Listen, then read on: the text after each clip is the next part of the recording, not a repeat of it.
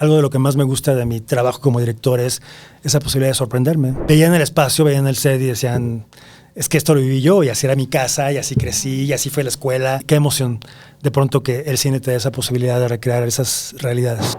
¿Tú cuál es tu punto de vista en cuanto a la escuela de cine? ¿Crees que sea un requisito para ser realizador? No.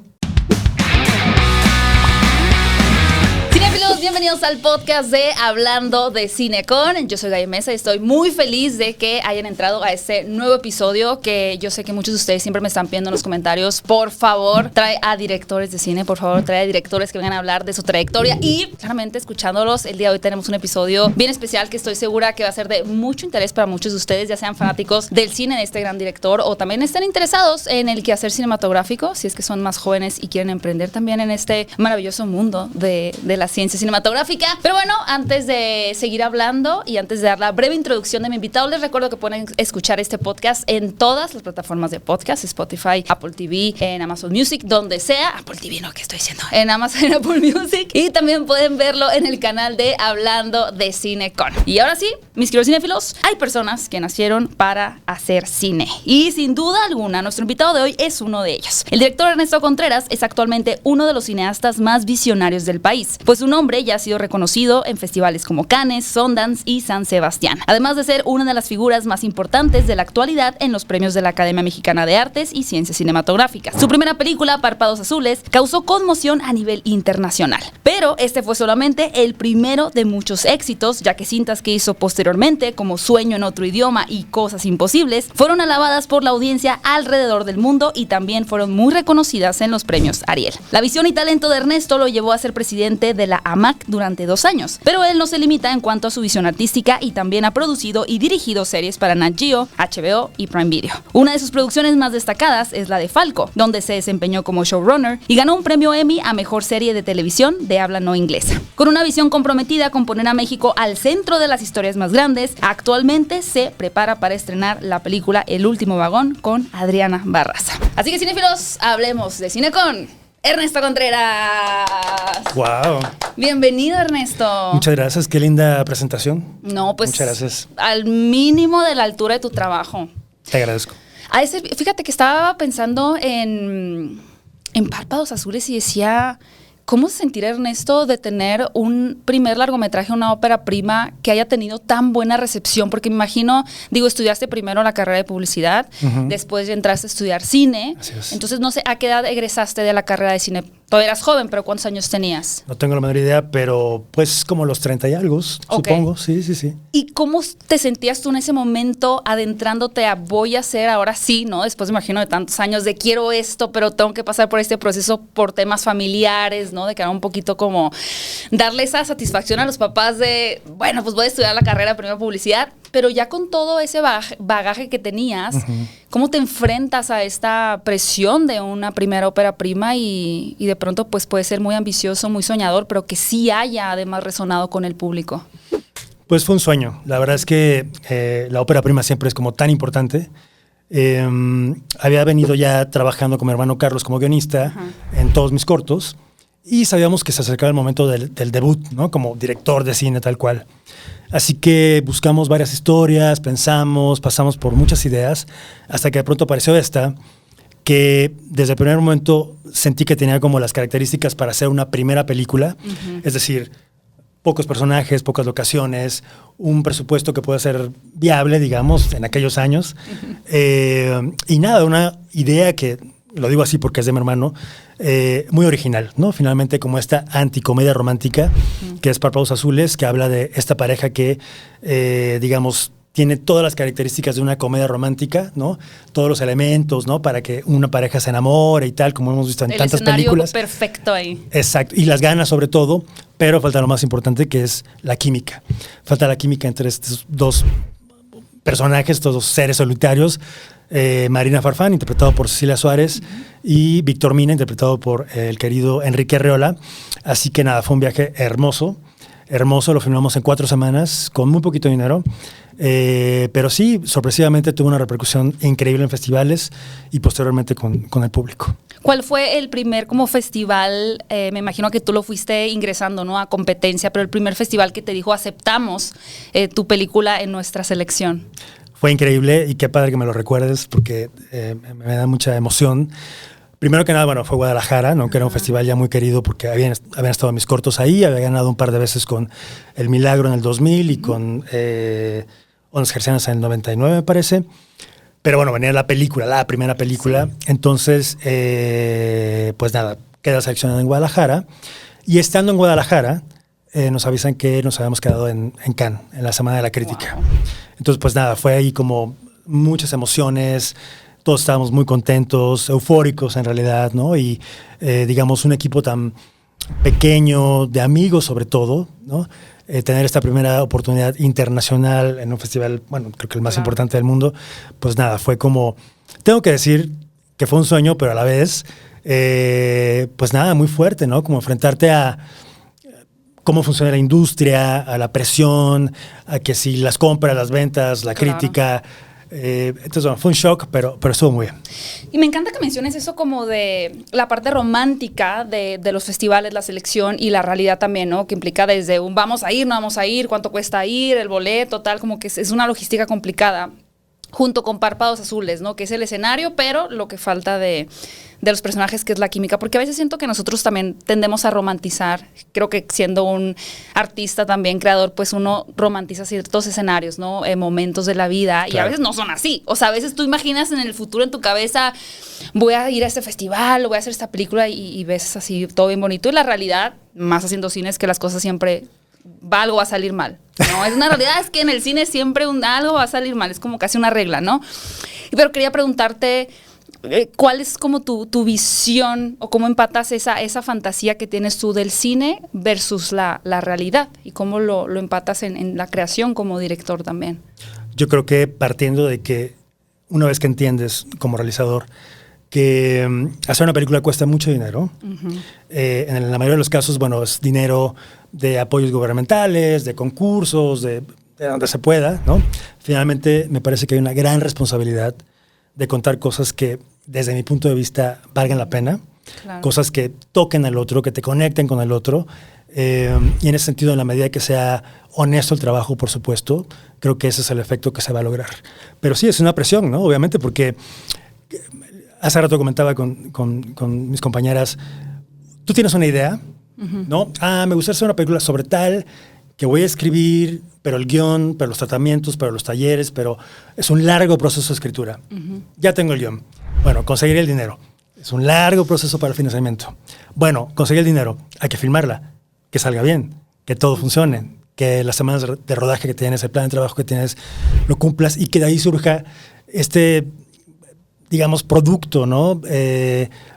Maravilloso, digo maravilloso porque finalmente las películas son maravillosas, que en el mejor de los casos pueda quedar bien la película, sí. Que conecte con el otro, que guste, que funcione o que te provoque algo, que se mueva, que se vea. Entonces, bueno, es un largo viaje y por eso digo que hay que, insisto, desde mi muy personal punto de vista, asumirlo con muchísima responsabilidad. Me gusta mucho que uses la palabra conexión. Digo, porque creo que mucha gente entiende el cine desde muchos ángulos, ¿no? Sí. El cine es de la experiencia de voy a desconectarme, que es una frase como muy común de yo voy a desconectarme, entre aquellos que van buscando un espejo, ¿no? Que les muestre un poquito de quizás esas cosas que uno tiene adentro, pero no las quieres procesar y las quieres ver un poquito reflejadas. Y por eso mucha gente llora seguido en el cine, ¿no? Porque todo lo que se guarda lo puede permitir también, sí. Con los personajes. Eso es lo que más te interesa a ti, tengo entendido, ¿no? Como precisamente crear personajes, historias que conecten con el otro. Yo creo que, bueno, en general creo que el arte da esa posibilidad maravillosa. En el caso del cine, es increíble cómo a través de la pantalla tal cual puedes conectar con ese otro ser humano que recibe esa proyección, esas imágenes. Y bueno, justo con Párpados Azules fue cuando creo que aprendí eso o lo entendí sobre todo. Rápidamente te cuento que otro festival importante en el que estuvimos, al que asistimos Cecilia Suárez y yo, fue el de Tokio, ¿no? Y entonces dijimos, bueno, qué raro, qué increíble, 10 noches en Tokio, wow. ¿No? Al festival, un hotel increíble, tal, a ver qué tal, ¿no? Y cuando llegamos a la proyección, el público nipón estaba completamente mudo, inexpresivo, paralizado. ¿Durante la película? Durante la película, okay. ¿No? Cecilia y yo estábamos así, bueno, pues a lo mejor no conecta, no pega, ¿no? Y venía un Q&A en el que, bueno, pues estábamos ahí en un teatro increíble Y bueno, la sesión de preguntas y respuestas, y de pronto hay una mano por ahí que se levanta, ¿no? Y era un joven japonés, un joven tokiano, que lo primero que dijo fue, acabo de ver mi vida en la pantalla, ¿no? Wow. Entonces era como esta historia de Chilangos, ¿no? Que es la de Víctor y de Marina, conecta con este joven japonés, ¿no? Que se vio reflejado en la pantalla y bueno, ¿qué te digo? Es el premio, ¿no? Finalmente. Claro. Y quería preguntarte en ese sentido, has hablado un poquito de las raíces y el cine que te gustó desde joven, pero en este último periodo, ¿cuál ha sido la última película que a ti te ha hecho conectar mucho con la historia que has visto en el cine, en la televisión, en un avión tal vez? De repente uno se encuentra ahí. Ay, pues, ¿qué te digo? Cuando vi Close, me parece que fue como el ejemplo de una historia aparentemente tan sencilla, pero tan compleja, ¿no? Sostenida por dos chicos tremendos actores, ¿no? Y que es imposible que no conectes con ellos, ¿no? He visto la película 3 veces. ¡Wow! Así, te lo juro, ¿no? Y o sea, en el cine, en una plataforma y en un avión, tal cual. Sí, ¿no? pero no. Así. ¿Por qué? Para entenderla, porque finalmente una buena película puedes visitarla, revisitarla y analizarla y entender cómo funciona y qué es lo que finalmente te afecta, ¿no? Claro. Entonces creo que es la última que me acuerdo que me ha movido así. Y seguramente a la vez en 5 años y tu lectura va a ser diferente, ¿no? Porque depende mucho del momento en el que uno está, en cómo comprende y empatiza con esos personajes. Pero lo fantástico del cine es, totalmente de acuerdo, es que una película creo que la puedes ver muchísimas veces. No sé, por ejemplo, creo que la película que más he visto en mi vida es 8:30 de Fellini, ¿no? Y la sigo viendo, me sigue emocionando, sigo llorando al final, ¿no? Y creo que esa es la maravilla del cine, cómo esa obra puede trascender, ¿no? Y no importan los años que pasen, no importa la época en la que se haya hecho o los temas que toque, finalmente hay algo ahí que te mueve, que te provoca emociones, ¿no? Y esa es pues mi aspiración, básicamente, como director. Y ahorita, por ejemplo, mencionas a Fellini. ¿Hay alguna referencia que te hayas permitido tener claramente en tus películas particularmente? Porque yo siento que la mayoría de las películas, no todas, pero muchas tienen referencias al cine. Desde que el personaje en su habitación tiene un póster o que alguien menciona una película. Es como algo usual. Siento que los directores dejen una huella y un poquito de sus influencias. ¿Tú te has permitido en alguna película dejar una huella evidente de alguien que te haya inspirado en tu carrera? Fíjate que no lo sé. Creo que al final como creador, bueno, te alimentas de tantas cosas y hay tantas influencias, ¿no? Y tanta inspiración por todos lados, que quizá al principio pensaba mucho en Fellini, pensaba mucho en Wong Kar-wai, por ejemplo, o en Paul Thomas Anderson, o en Kubrick. Y creo que lo interesante, me parece, de un proceso personal es que finalmente vas como mutando y como alimentándote de todo eso, ¿no? Lo haces tuyo y luego, bueno, ya se convierte en tu versión de eso, ¿no? Entonces, no creo que haya como una señal en particular de alguna influencia así, homenaje, ajá. Pero está ahí, en cada plano, en cada encuadre, en cada decisión de cómo contar una película, ahí está. Innegablemente. Oye, Ernesto, estoy viendo, seguimos un poquito en el pasado, pero es porque después vamos a irnos al futuro con lo último que hiciste. ¿Cuál dirías que quizá es una de las lecciones más grandes que has aprendido dirigiendo, en el sentido de que ahora regreso un poquito, incluso Sueño en otro idioma es muy reciente, ¿no? Pero partiendo de Párpados Azules hasta El último vagón, quizá lo que te hubiera gustado que te dijeran antes de hacer tu primera película, que ahora para ti es una regla básica de, ok, así es como funciona un poquito, ya sé cómo yo me conozco también como director, pero que hubieras agradecido, que te hubiera ahorrado quizá un mal rato de haber sabido en tu primera película. Creo que lo más importante es aprender a confiar en ti mismo, a confiar en tu trabajo, a confiar en tu intuición, a confiar en lo que te dicen las tripas. Antes tendía mucho como a pensar y analizar y decir la opción A, B, C, D, ¿no? Y ahora es como, hay algo, simplemente, quizá los años, obviamente, ¿no? La experiencia, pues como decir, es así. Claro. Y cuando te preguntan, ¿pero por qué? ¿Por qué verde y no azul? ¿O por qué rojo y no blanco? Pues porque así lo siento, ¿no? Y es prácticamente inexplicable, pero es algo que me parece es en lo que hay que confiar. Y la autenticidad, qué importante lo que dices, ¿no? Porque creo que a veces, incluso para ti, que has venido de una hilera de películas que han conectado mucho con la audiencia, me imagino que la gente de pronto asume, ¿no? Y digo, la última película es muy buena, amigos, tienen que ver, pero es otro éxito. Pero no sé, tú como realizador sí también existe esa presión, ¿no? Como pues cumplir con las expectativas y como a veces ese cumplimiento de lo que se espera de un Ernesto Contreras puede también invadir de pronto esa seguridad, ¿no?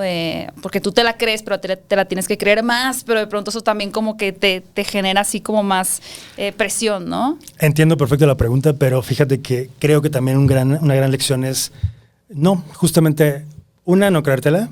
Okay. Siempre es volver a comenzar, ¿no? Y sobre todo también como confiar en que, insisto, en la medida en que es tan honesto el trabajo, entonces seguramente va a tocar al otro. Si yo empiezo ahí como a echarle crema a los tacos y demás, no funciona. Y conocemos muchos ejemplos así. Entonces prefiero eso, como, y es una apuesta y es echarse al vacío, por supuesto, ¿no? Pero es como tener esa sensación de decir, siento que es lo correcto, siento que es por aquí. Es igual como a la hora de escoger una historia, ¿no? Pasas por muchas historias y dices, no, es esta.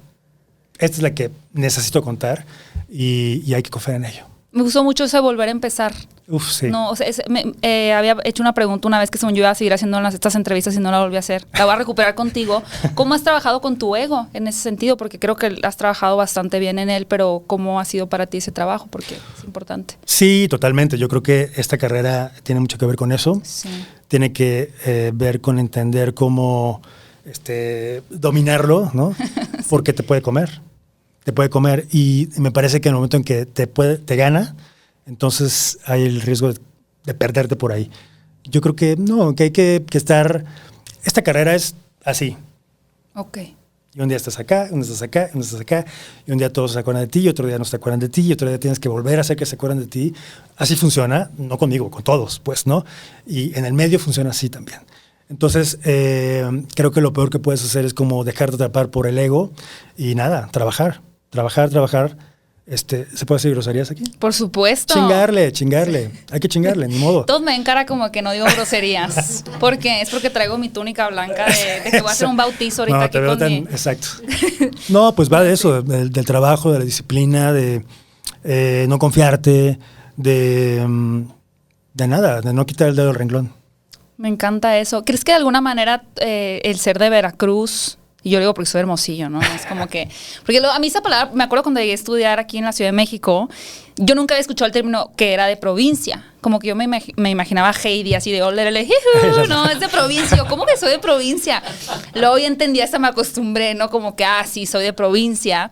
Digo, es una realidad que está muy centralizada. La cultura en México, en la Ciudad de México, las oportunidades de trabajo, todo está muy centralizado.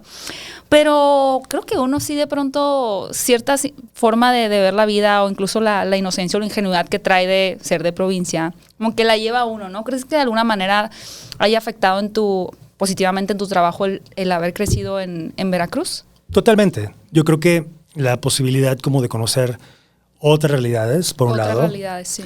Te da un background interesante, ¿no? Como de donde puedes sacar siempre... inspiración, ideas, personajes, anécdotas, experiencias y demás, por un lado.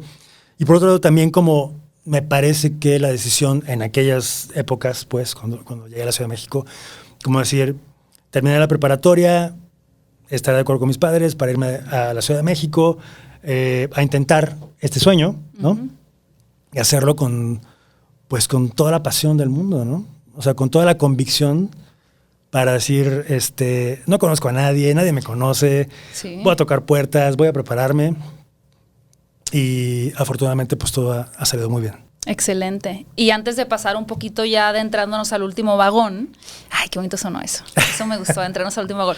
No, también algo interesante en tu filmografía es que te has movido, sobre todo en las películas, pero digo, también has trabajado en las series, pero en las películas, a diferentes escenarios, ¿no? Ahorita que mencioné la centralización, creo que no eres un director que haya tomado la Ciudad de México o la parte urbana como un eje central de sus historias, sino por el contrario, como que te has ido moviendo a diferentes escenarios, que me imagino eso también implica un reto diferente cada vez, ¿no? Porque de pronto puedes llegar a dominar la Ciudad de México, pero bueno, ¿qué tal que de la ciudad nos movemos a esta área como cosas imposibles, o nos vamos a la playa, o nos vamos a, en este caso, un pueblo donde se está haciendo un tren?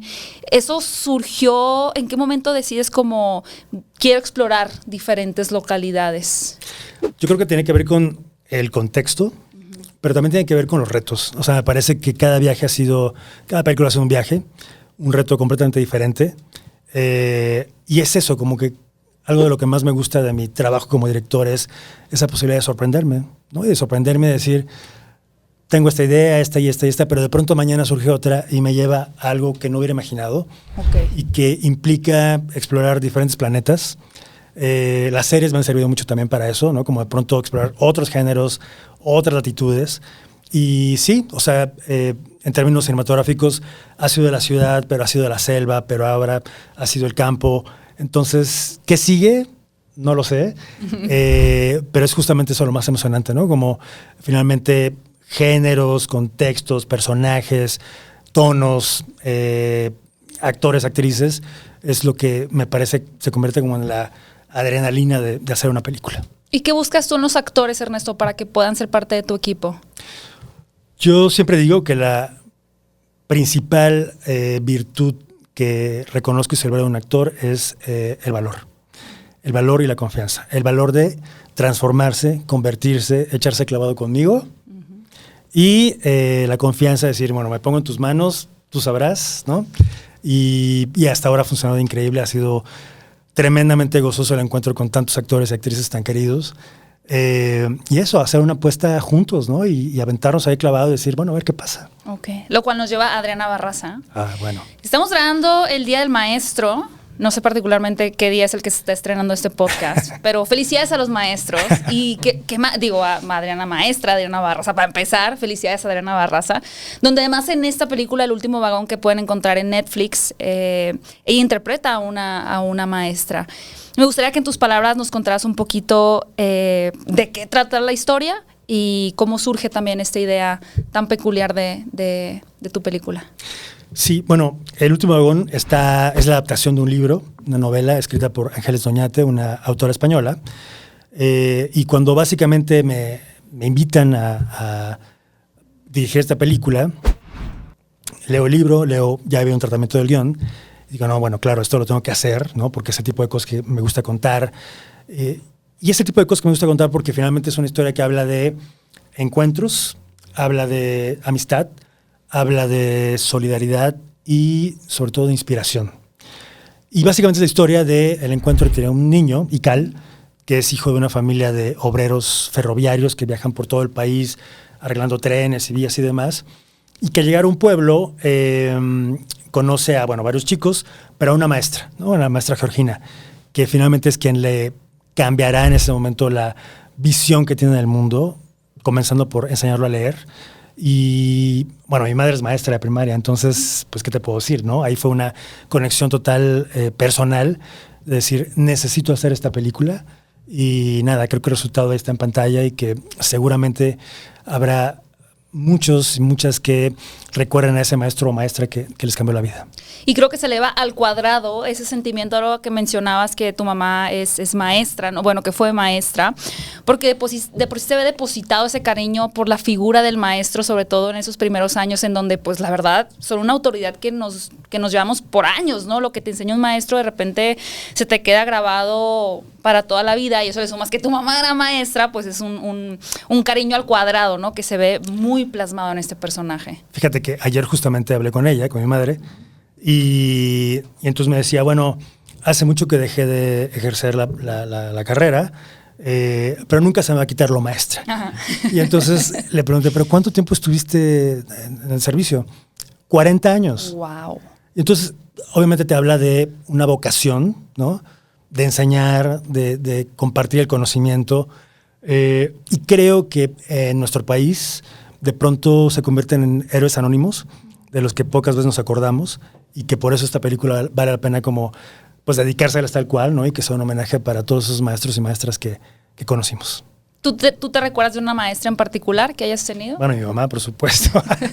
No, ¿Tu mamá te daba clases también a ti? No, nunca me dio clases. Okay. No, pero bueno, mi casa siempre estaba llena de exámenes y de tareas de los alumnos. ¿Los revisabas de repente? Pues ahí echaba ojo. Pero bueno, puedo decir, obviamente, muchas figuras, pero creo que muy importante también mis maestros del CUEC, ¿no? De la Escuela de Cine de la UNAM, bueno, ahora ENAC, que pues nada, simplemente me cambiaron ahí como la visión del cine y me enseñaron todo lo que hasta ahora sigo aplicando en mis películas. Qué interesante. Quizá más adelante te pregunte por la parte de la carrera, pero para no salirme de la película, porque luego así me voy yo y mi tren de pensamiento se va a otro lado. Los niños, mencionaste Close. Sí. Y creo que lo que hizo Lucas Zont con el trabajo de los niños es muy bueno, y lo que hiciste tú aquí también, porque es una naturalidad con la que actúan los niños. No sé, ¿cómo fue tu proceso de casting y cómo trabajaste con ellos antes de llegar ya a la filmación? Bueno, vimos a muchísimos niños y niñas. Ajá. Hubo todo un equipo de casting que se fue de scouting a Tlaxcala. De ahí surgieron 2 de ellos, Diego Montesoro, que hace a Chico, y Aikal Paredes, que hace a Tuerto. Uh-huh. Ellos nunca habían estado en un set, o sea, es la primera experiencia que tienen. Y Carlos Isaacs y Frida Cruz, que son Valeria e Aikal, ya habían hecho algunas cositas por ahí. Ok. Entonces todo el proceso de preparación fue una parte con Marco Aguilar, que hizo el casting. Después se integró Úrsula Pruneda como acting coach. Y digamos que cuando llegaron al set, pues yo me convertí en el maestro, ¿no? Ahí tal cual, así de, a ver, compañero, usted aquí, me refiero muy profesionales, muy como, de pronto me dicen, es que seguramente fue como un juego. No. Eran jóvenes actores profesionales que tenían llamado, que estudiar, líneas que aprenderse, concentración absoluta, ¿no? Y se salían un poquito de Huacal, porque obviamente pues echaban relajo, pues era como regresarlos, ¿no? A la concentración y al respeto, sobre todo al set. Así que nada, fue padrísimo. Y los 4 son unos hallazgos increíbles que espero los podamos ver más en más películas. Claro, ¿tienen interés ellos por la actuación? Sí. De hecho, los 4 están básicamente, bueno, ahora están muy motivados obviamente por la película. Claro. Pero bueno, vamos a ver qué dice el futuro. Pero yo creo que los 4 tienen muchísimo talento y todo el potencial para dedicarse a esto si es que lo deciden. Creo la química también entre ellos es importante, ¿no? Porque en solitario puede ser espectacular la actuación, pero ya cuando los juntas con un grupo puede que no fluya tanto, ¿no? Y aquí sí funcionó muy bien. Totalmente, pero además, bueno, un set, sabrás, ¿no? Es siempre un ejército de personas que están alrededor, claro. Una cantidad de elementos que hay que cuidar, ¿no? Y que si la marca, la luz, el foco, el diálogo, si pasa la nube, se va la nube, la lluvia, todo, el perro. Entonces, nada, fue como, yo creo que una maestría para ellos, ¿no? De aprender muy rápidamente cómo funciona un set y de aprenderlo y al segundo o tercer día ya estar como unos profesionales ahí plantados. Otro aspecto que me llamó mucho la atención de la película es el oficio del ferroviario, ¿no? Como que son estos oficios que no vemos con mucha cotidianidad, o sea, incluso se enfrenta a este oficio tan común, pero que es poco de repente honrado, que es el del maestro, uh-huh. Y uno que ante ojos de mucha gente es casi invisible, ¿no? O sea, tú pasas por una vía del tren y nunca te pones a pensar. Hay gente que sí le gusta hacer ese ejercicio de, ¿quién habrá hecho? Sabía, pero es la minoría. Sí. Y me pareció muy bonito también, ¿no? Tener ese espacio en donde puedes ver personas que con mucho esfuerzo, pues construyen esas vías que de repente para mucha gente aparecieron ahí por arte de magia en el Big Bang, ¿no? No, totalmente. Además, un trabajo durísimo. Sí. Durísimo, de miles de trabajadores que hicieron pues toda la red ferroviaria de nuestro país, ¿no? Mucho de eso todavía existe. Y era muy interesante como abordar toda esta parte como de ese universo, digamos, ¿no? De la gente que vive o vivía en los trenes, se movía de un lugar a otro, se instalaba, arreglaba las vías, no sé qué, y se movía a otro lado. Entonces me pareció, y eso lo planteé el libro, como fascinante poder retratar eso y que fuera como el punto de partida para todo lo que pasa después en la película. Sí, es bien bonito cómo de cierta manera estos 2 oficios impactan la vida, la cotidianidad de la gente, pero no siempre se les da ese lugar, ¿no? De traerlos a la memoria o... Puros héroes anónimos, digo yo. Héroes anónimos, exactamente. ¿Y conoces si este efecto, vean la película para que vean un poquito del diseño de cómo viven esas personas dentro de algunos vagones? Me imagino que es algo que se replica de entrada en Latinoamérica, ¿no? Debe de ser un tanto común que existan esos espacios. Sí, no sé qué tanto actualmente, uh-huh. Pero digamos, hubo mucha investigación para el diseño de producción de trenes me parece que era Chile o Argentina, okay. ¿No? Pero bueno, en México también muchísimo. Y nada, como recrear ese sentido de comunidad y esas pequeñas casitas que se van moviendo, que me parecía poético y hermoso, ¿no? Y sobre todo, bueno, el trabajo de Antonio Muyoyer, que es el diseñador de producción, fantástico, sí, ¿no? De reconstruir todo esto. Ya verán la película, pero bueno, finalmente todo es parte de ese diseño y se construyó para la película. Así que, pues nada, imagínate qué emoción de pronto llegar al set y tener ese conjunto de trenes y de vagones ahí para filmar. Me imagino que a los niños les llamaba la atención también, ¿no? La casa de la maestra, por ejemplo, es como un museo. O sea, como que tú, si pones atención a los detalles, que los invito a que lo hagan, te hace sentido el que la maestra tenga ciertos objetos, ¿no? Como, claro, eso seguramente lo acumuló en tal lugar y ahora forma parte de su cotidianidad, pero visualmente genera como que ese espacio de calidez, ¿no? Que recuerda mucho como la casa de la abuelita, etcétera, y es muy bello lo que se construyó adentro de un vagón. Y algo muy bonito que pasó también en ese sentido es que teníamos algunos de los extras que eran verdaderos empleados, bueno, obreros pues del tren. Recordemos que Tlaxcala es uno de los estados, bueno, el primero en el que hubo una estación de tren y que pues todavía funcionan las vías como, sobre todo para transporte, para cuestiones industriales, y varios de ellos, de los extras, son empleados, obreros reales, digamos. Okay. Y veían el espacio, veían el set y decían, es que esto lo viví yo y así era mi casa y así crecí y así fue la escuela, ¿no? Entonces, pues imagínate qué emoción de pronto que el cine te dé esa posibilidad de recrear esas realidades. Qué bonito. Y eso se buscó claramente a propósito, ¿no? Tener esas personas involucradas en la producción. Sí, porque bueno, cómo mueven los rieles, las vías, los durmientes, cómo se instalan, ¿no? Para que finalmente hubiera una realidad en todas las actividades, las acciones y demás. Entonces, y bueno, además que teníamos un casting padrísimo como de, pues unos señores ahí que han dedicado su vida justamente a eso y que están ahora en la película, ¿no? Unos rostros increíbles, presencias increíbles, además con un gran entusiasmo y con un compromiso así total. Oye, Ernesto, y digo, trabajaste con Adriana, trabajaste como literalmente en polos opuestos con una persona, una actriz mega experimentada y niños que pues acaban de acercarse a este arte, ¿no? Uh-huh. ¿Cómo te manejas tú también como director para poder ir de un punto de cómo hablarle a Adriana, dirigirla a un niño en un mismo momento? Pues tengo que decir que en ese sentido Adriana fue muy importante porque como buena maestra ayudaba mucho a poner orden. O sea, finalmente tenía como esta presencia de disciplina, siempre muy cordial todo, pero bueno, disciplina en el vagón, en el salón, tal cual. Y era como, para mí, tratar a todos como por igual, ¿no? Todos profesionales y todos como, ok, hay que sacar esto, vamos a una toma más, vamos a cambiar esto, tal. Y creo que en esa medida todos los chicos, incluso no solamente los protagonistas, sino el resto de los niños que estaban en el salón, entendían que, bueno, había una dinámica de trabajo, estábamos trabajando todos, ¿no? Y Adriana me ayudó mucho con eso. Okay. Tal cual. Le hacían caso, me imagino, sí, ¿no? Sí, obvio. Adriana tiene como 50 años dando clases. Ya sabe. Entonces, se la sabe muy bien, hasta ¿no? el tono, el timbre de voz que utilizar, perfecto. Y por eso entró tan tersamente en el personaje, ¿no? Por eso construyó así a la maestra Georgina. Y un detalle que me encantó es el de en cuanto lo vi es la letra de la maestra, ¿no? Creo que, no sé cómo le decían las maestras que todas tenían exactamente la misma letra en la primaria. El manuscrito. Es la letra cursiva, sí. Pero es igual, como que automáticamente se te destapa ese recuerdo de los maestros de la primaria. Sí, y la forma de hablar y dirigirse de usted, ¿no? A los chicos, ¿no? Y la forma de poner orden y callar a todos y demás. Entonces, pero al mismo tiempo ser tan cálida, ¿no? Tan cálida, tan amorosa, tan humana y tan cercana con ellos. Entonces, hubo momentos preciosos.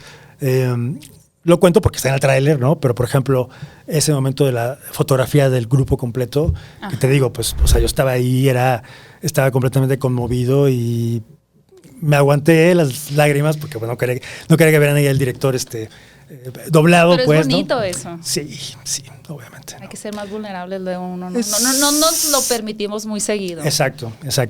Quizá en la dinámica como el rodaje, como que siempre, no sé, se cree que el director tiene que estar como muy claro y muy sereno, ¿no? Y como, bueno, vamos a hacer esto y ta. Pero bueno, tenemos nuestro corazoncito y de pronto estás ahí como aguantando un poco las ganas. Sí, digo, el llorar luego está socialmente entendido como debilidad cuando por el contrario, ¿no? Incluso momentos como esos alude más bien a una sensibilidad y un amor por la producción.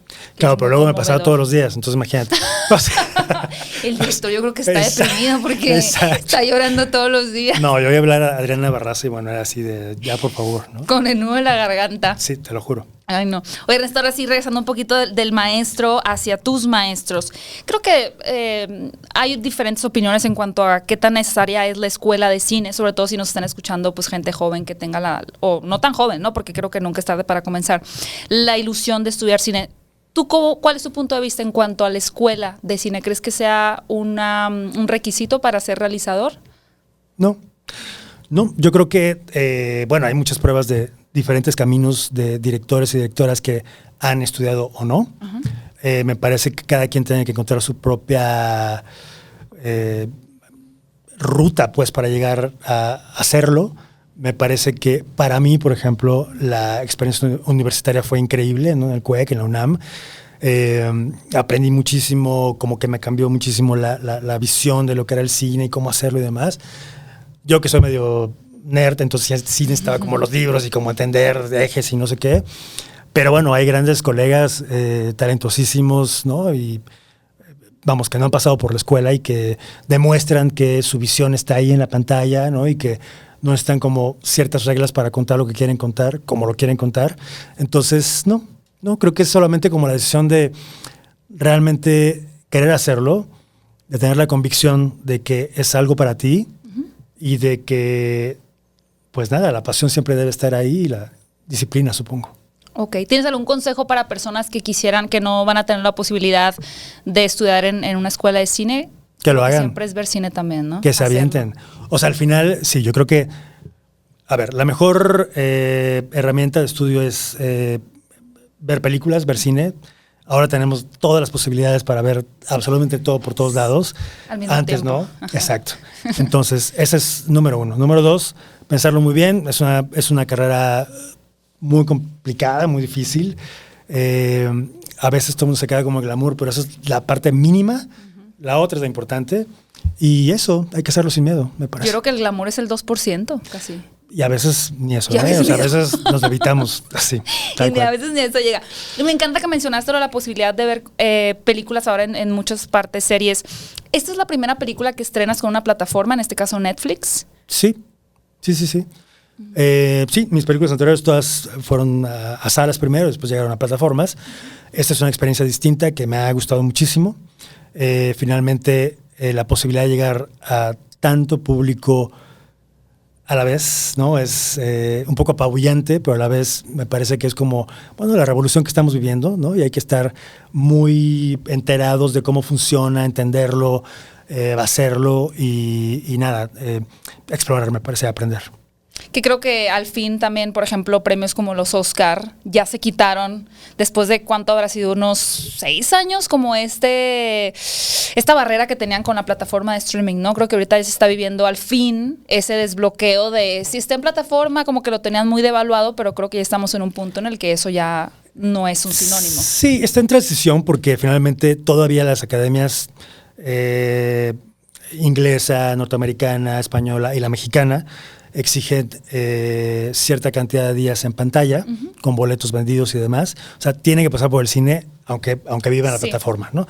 Pero efectivamente, creo que cada vez hay mayor apertura y bueno, es lo que va a pasar, pues, ¿no? Es inevitable. Y no sé si tú te has dado cuenta, Ernesto, pero por ejemplo, hay ciertos casos con películas, incluso creo que no sé si pasó con, tú tienes la data dura, pero con Cosas Imposibles. La película se estrenó, tuvo muy buena recepción en crítica y al pasar de los meses, cuando tuvo ya la posibilidad de que la gente la pudiera rentar o comprar en plataforma o en línea, fue un boom, ¿no? Como Totalmente. Que ese acceso es bien claro, ¿no? Que de pronto hay ciertas películas mexicanas que tienen muy buena crítica, pero que no hay una conversación grande entre audiencia, llegan a plataforma de streaming y se convierten en todo un fenómeno. Creo que Cosas Imposibles tuvo también eso. Sí, fíjate que es muy interesante porque cuando estrenó en salas, estábamos como saliendo de la pandemia, entonces como que todavía no nos animábamos mucho a regresar a salas, pero la distribuidora decidió que era el momento para estrenarla, entonces estuvo bien. Pero efectivamente, cuando llegó a la plataforma, en Amazon sobre todo, fue una combinación entre la plataforma y TikTok. Sí. Que se hizo prácticamente viral y de pronto tenía millones y millones y millones de vistas y comentarios y todo tipo de videos y hasta un rap por ahí. ¿Ah, sí? Te lo juro. Y entonces, es increíble cómo estas nuevas ventanas pues te dan la posibilidad de llegar a más público, de generar otro tipo de interés y de, conectar con otras audiencias también, ¿no? Sobre todo un público joven, ¿no? Porque mencionas TikTok y quizá de entrada el primer público que la recibió ya eran de millennials para arriba, por decir algo, ¿no? Y de pronto descubres que existía toda esta otra generación que vio la película y que quizá incluso la defina como generación en cuanto a la primera película mexicana que vi a los 16 años que me impactó es Cosas Imposibles. Y cómo eso marca a toda una generación. Y fíjate que algo interesante es que, por ejemplo, veía en YouTube, ¿no? Comentarios y demás que era, vi un video en TikTok y entonces me llamó la atención. Y gracias a eso, bueno, se generaba como un público ahí, ¿no? Que iba creciendo. Y nada, creo que todo está en revolución, todos estamos en transición y hay que aprender de eso. ¿Qué tanto consumes, ahorita que mencionas que viste YouTube, qué tanto consumes este tipo de plataformas como Instagram, TikTok, YouTube? Todo el tiempo. ¿Ah, sí? Todo el tiempo. No lo imaginé. Sí, la verdad que sí. No tanto TikTok, la verdad, pero me parece que, o sea, al final el acceso que tienes a materiales increíbles en YouTube o en Instagram o en Twitter o, bueno, Facebook no estoy, pero me parece está que... bien. Facebook es un lugar muy peligroso. Huí hace muchos años de ahí. Finalmente, bueno, y las plataformas también, ¿no? Porque finalmente tienes un espectro ahí de posibilidades increíble, ¿no? Para todos los gustos y todos tipos y demás. Entonces creo que yo me la vivo alimentándome de todo eso y entendiendo qué está pasando en el mundo, ¿no? Okay. ¿Qué se está contando? ¿Cómo se está contando? De pronto descubres que parecería que están agotados los recursos y no. Te sorprendes con una serie inglesa o una película hongkonguesa, ¿no? Y que dices, ok, hay que seguir sí, aprendiendo. Hay otra ramita, ¿no? Justo, qué interesante. ¿Tienes algún proceso cuando te sientes un poquito bloqueado? Digo, mencionas que hay muchas historias que te interesa contar. Incluso me imagino que tienes algunas medio archivadas por si el momento lo permite filmarlas. Pero cuando quieres inspirarte, ¿qué tipo de actividades te gusta hacer? Que no sean, quizá no es necesariamente ver cine, pero ¿cuáles te gustan a ti? No. Fíjate que veía una entrevista por ahí de este talentoso guionista Mike White, el de White Lotus, y decía, de pronto hay que se vale procrastinar. Sí. Se vale, parecería que no haces nada, pero estás haciéndolo, ¿no? Claro. Y salir a caminar con tu perro, irte al parque, no hacer nada, agarrar un libro. Eso me parece que te puede inspirar. Yo me la paso también leyendo el periódico, viendo noticias, leyendo cuentos, o novela, pues, ¿no? Viendo teatro, conciertos y demás. O sea, me parece que finalmente de cualquier lado puede surgir como esa chispa, ese momento de decir, ahí hay algo.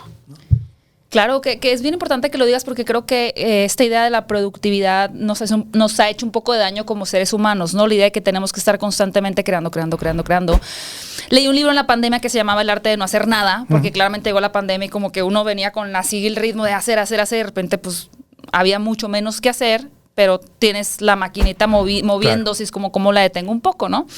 Y en este libro, El arte de no hacer nada, hablaba justo del wondering, ¿no? Como el de, pues, no hagas nada, porque tu mente, igual recordando un poquito cuando es niño uno que se inventa juegos con un tabique, ¿no? Este tabique es un castillo, este tabique es un barco, pues la mente se vuelve creativa. Y a veces no le permitimos a la mente ser creativa porque le estamos sobreestimulando, pues haciendo mil cosas más, ¿no? Por la necesidad de hacer cosas.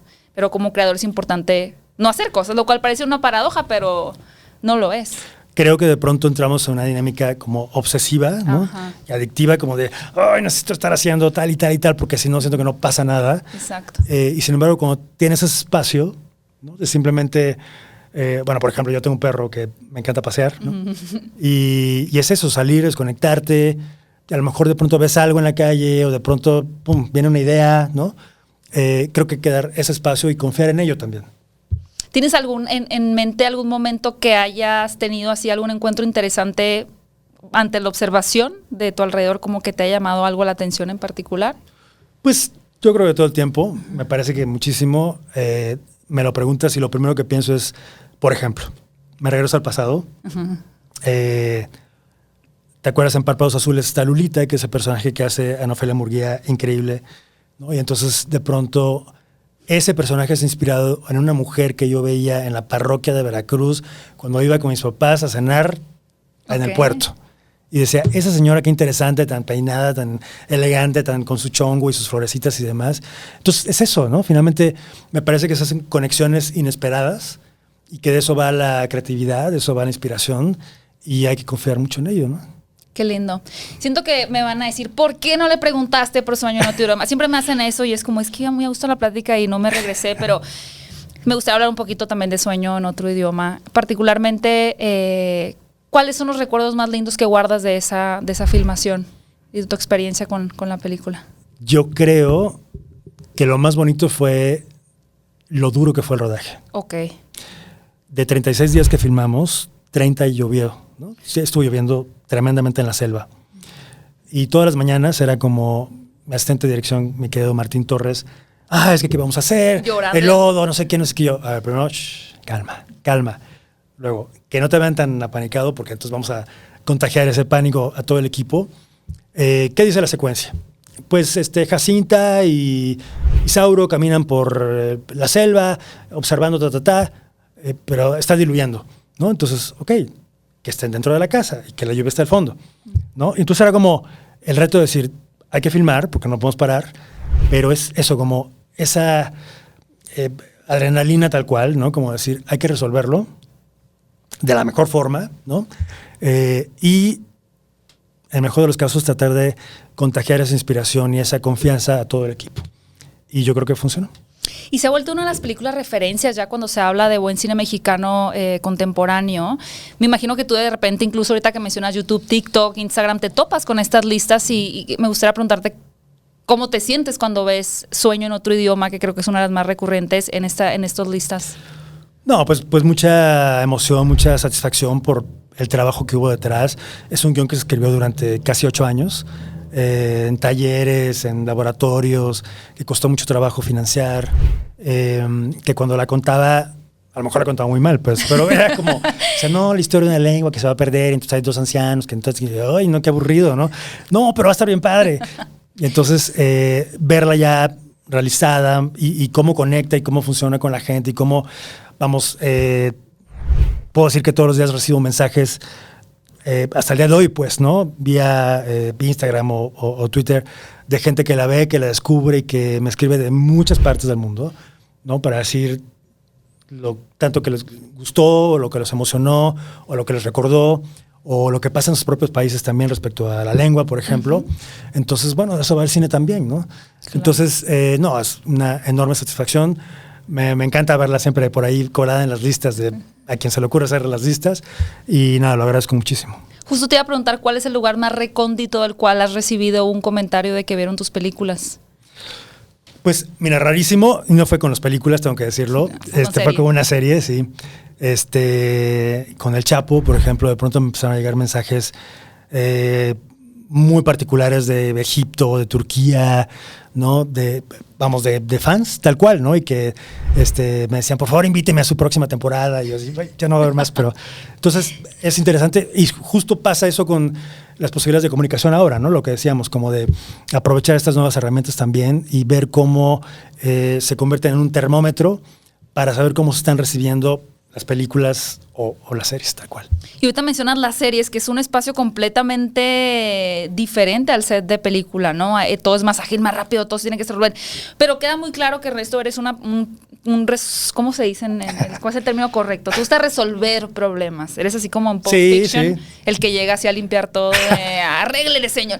No, y creo que necesitas mucho carácter ser director para afrontarte a temas como tenemos que filmar ya, pero viene un huracán, ¿no? Entonces, ¿tienes eso desde que eras niño o fue algo que aprendiste en la práctica se tiene que resolver? Pues mira, me gusta más hablar de retos que de problemas. Uh-huh. Me gustan los retos. Y creo que, bueno, en el caso de las series, por ejemplo, pues es eso, ¿no? Un reto permanente de el tiempo en el que tienes que hacerla, el plan de trabajo. Por ejemplo, El Chapo, bueno, lo hicimos en Colombia, entonces, bueno, pues era todo un planteamiento ahí de cómo reproducir México en Colombia y tal. Wow. Pero sí, creo que es lo que disfruto mucho en las series de esta inmediatez. En las películas me gusta mucho la preparación y como la reflexión, el análisis y demás, pero al final siempre estás como en esa necesidad de resolver cada día cómo vas a filmar tal o cual secuencia y nada, confío en eso, pues no confío. Yo dibujo todo, absolutamente todo, siempre está dibujado. Las películas están completitas, así el storyboard. Las dibujo para decir, bueno, así no va a quedar, ¿eh? O sea, O sea, ¿Ves esto aquí? Así no va a quedar. Okay. Tal cual. Pero requiere es un flujo exageradamente distinto, me imagino, ¿no? El de, pues una película mencionas, por ejemplo, 8 años, sueño en otro idioma, talleres, tal, a un guión de una serie. Digo, existe este término, ¿no? Y lo mencioné al principio en tu descripción, director y showrunner. Creo que a veces la gente no entiende muy bien cuál es la diferencia entre un director y un showrunner. ¿Podrías explicar qué es un showrunner? Claro. Digamos que en las series la figura de showrunner es esa cabeza creativa que tiene la responsabilidad de darle una unidad a todo. Ajá. Es decir, puede haber varios directores invitados, varios fotógrafos invitados, y finalmente el showrunner es que dice, sí, pero el color es así, o el tono es así, o el trabajo con el actor es así. Hay un trabajo muy cercano con los guionistas, y me encanta. O sea, la verdad es que es una responsabilidad que me encanta, que me apasiona. Pero efectivamente, la diferencia de tiempo, una temporada de una serie en nuestro país, en promedio, tendrá unas 13 o 14 semanas para unas 8 horas de contenido, es decir, 8 capítulos, mientras que una película la haces en 7 semanas más o menos para 90 minutos. Sí, es bastante diferente. Y la congruencia que mencionas entre diferentes directores y que la serie se ve igual y que la gente no note la diferencia, eso es un reto interesante. Es un reto interesante, pero bueno, siempre aprendes como de los colegas directores y directoras y como esta comunicación, este diálogo para llegar a un producto que tenga como las características que todos buscamos, ¿no? De calidad y de elementos narrativos y de apuesta, digamos. Y nada, es como, bueno, para mí es nuevo, tengo que decirlo, ¿no? Es como, bueno, nuevo ya de unos años para acá, pero como decir, ok, ¿cómo se asume esto? ¿Cómo abordamos el género? Porque las series me han dado oportunidad como de explorar diferentes géneros, ¿no? Claro. Que a lo mejor no lo hubiera hecho en mis películas, pero, detectives, muy bien, ¿cómo funciona? Comedia, a ver, ¿cómo funciona? Asesino serial, ¿no? ¿Cómo funciona? Y nada, es también apasionante, ¿no? Me parece que es, lo que estamos viendo hoy y hay que aprenderlo, asumirlo y nada, aventarse. ¿Estarías interesado, Ernesto, en dirigir una película en el extranjero? Porque mencionas Colombia, has filmado en diferentes lugares, pero en Estados Unidos, Canadá, Europa, ¿te gustaría dirigir alguna película? Sí, yo siempre he pensado que el día que tenga un proyecto interesante, que me mueva y que, de hecho hay varias por ahí que están en el proceso, nadando. Pero sí, me parece que finalmente para mí es el cine, ¿no? Las series también, pues, pero hablando de mi obra cinematográfica, creo que en la medida que haya personajes e historias que contar, yo lo puedo hacer en cualquier parte. ¿Crees que el idioma sería una barrera de alguna manera con los actores, por ejemplo? No creo. Okay.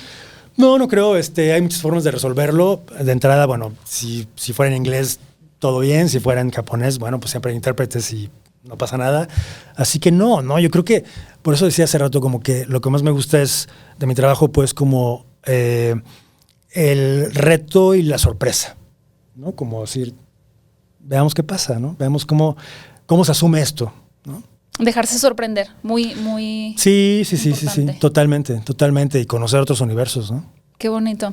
Ahora, para ir un poquito cerrando, tengo 2 preguntas. Esta película se va a estrenar en Netflix. No sé qué tanto hayas consumido Netflix, pero quería preguntarte si tienes alguna película original de Netflix o serie original de Netflix que te haya gustado mucho. Pues muchas. Así las porras. Yo empecé a ver otra vez House of Cards, por ejemplo. Sí. La verdad es que la voy a dejar en la temporada 3 porque de ahí siento que me han picado un poco. Pero es la primera serie original de Netflix y es una maravilla, la verdad es que... Fíjate, no se viene nada en este momento a la cabeza porque veo muchísimo, pero me parece que hay producciones europeas increíbles, por supuesto algunas mexicanas también, pero me parece que en ese espectro de tanto contenido siempre hay cosas que te pueden sorprender y nada, como gustar mucho, ¿no? Sí, y como última pregunta antes de ir cerrando... Hablas mucho de que aprendiste también de compañeros, ¿no? En el tema de la televisión, de ser showrunner. ¿Cuál sería uno de los últimos mejores consejos que has recibido profesionalmente hablando de algún compañero? ¿En qué algún compañero ¿Algún director? consejo, la voz? Sí. Yo creo que, bueno, reciente no sé, pero digamos que algunos amigos que ya habían hecho series antes que yo, cuando me dijeron, súper, te va a encantar, pero lo que tienes que hacer es relájate y adáptate. Y creo que es la clave, ¿no? Creo que las series son ese reto de la cantidad de cosas que tienes que filmar por día, de la cantidad de aspectos que hay que cuidar y detalles y que muchas veces tienes que ir ahí como acomodando las cosas. Y eso, como decir, bueno, ok, yo lo había pensado así, pero podemos hacerlo así, ¿no? Entonces creo que eso es la principal lección, me parece. Relájate y adáptate. Como el animalillo ese que sale en la película del último vagón, que es como una salamandra. Es una salamandra, sí, exacto. ¿Eso sí. sale en el libro o eso fue tu cosecha? No, está en el libro. Es una salamandra que se convertirá en tritón. Ajá. Es que el diálogo que tiene la capacidad, claro. Siento que se asemeja mucho a lo que mencionas ahorita. Sí, la capacidad para adaptarte, claro. Ernesto, hemos llegado al final de este programa, pero me gustaría antes de que nos vayamos preguntarte, y ahora que dijiste que te gustaría hacer una producción extranjero, ¿tienes algún actor, actriz que te guste mucho a nivel personal? Más como mainstream hollywoodense. Te diría que bueno, muchos obviamente y muchas, pero así mi actriz, así la que me encantaría un día tener la oportunidad de dirigir es a Isabel Huppert. ¡Oh, wow! Así. Esa combinación es ganadora. Ernesto Contreras y Isabel Huppert. Lo veo. Lo manifestamos, así ya viene lo decretamos. Lo decretamos. Ernesto, gracias por haber venido. Los quiero invitar a todos cinéfilos a que no se pierdan la película del último vagón en Netflix. Me gustaría también, Ernesto, que invitaras a la gente a que la vea y pues a un mensajillo ahí que pueden encontrar y por qué no pueden dejar de ver esta película. Yo creo que El último vagón es una película que habla de amistad, de inspiración, de solidaridad, pero sobre todo es una película luminosa que se puede ver como una experiencia compartida en familia y ojalá eso pase en muchas casas. Es una película que uno le deja el corazón como alegre. Sí. Y al mismo tiempo con todo el corazón depositado ustedes lo van a poder ver sin dejar de tocar temas también como más realistas, ¿no? De la vida, porque la vida pues es blanco y negro. No solo es blanco y negro, sino que es algo en medio y creo que la película lo captura muy, muy bonito. Muchas gracias. Vayan a ver la película Cinéfilos, El último vagón.